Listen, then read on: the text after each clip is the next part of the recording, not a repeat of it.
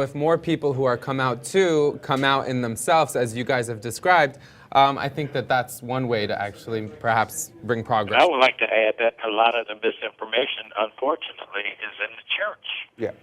Comes from the pulpit.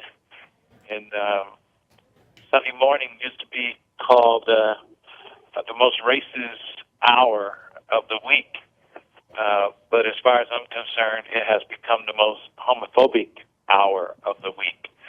And a lot of good people have been misguided by an unfortunate misinterpretation of Scripture that would suggest that a person who happens to have a sexual orientation that is not quite connected to the norm is apparently damned by God, but nothing could be further from the truth. And that is why, as a minister, I have tried to preach love as opposed to hatred. I mean, if we're going to hate gays and homosexuals and say that they were created wrong, then we may as well aim our arrows of racism and homophobic at left-handed people or cross-eyed people or people who are born conjoined.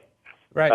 I agree with the young lady who said God doesn't make mistakes. I'm no different than any other human being who sat in a church for years and years. I was nurtured in the church, baptized in the church, raised in the church, and I heard dozens and dozens of sermons that talked about sin. You know, it's a sin to do this, it's a sin to do that.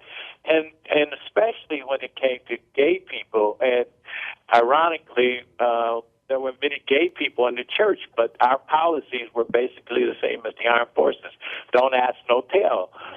Don't ask, no tell, rather, but more or less love each other, but keep your distance from the gay people. So I had to have an epiphany, and my epiphany came when I committed when I led a commitment ceremony between two women, and I began to see people quite differently. And when after the ceremony, I started studying, I started speaking out, and of course, as a result of that advocacy, I've lost my church, I've lost my congregation, and so here I am, a voice crying out in the wilderness, telling people, you ought to love everybody. And my opponents say, see, we told you.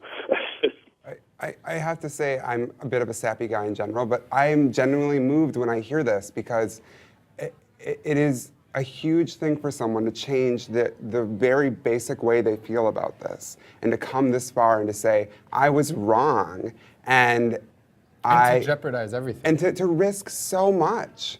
And Carla, too, to hear her talking about now how she transformed her life and the relationship she has with her daughter, that moves me hugely. And I am so appreciative because there are so many queer kids who do not have parents like this, who do not have people in their lives like this, who get thrown out on the street, who get, go into sex work. And so to have people who stand up and say, I was wrong, and I'm going to tell other people I was wrong, and here's what the truth is, my hat is off to you guys, because I think that's amazing.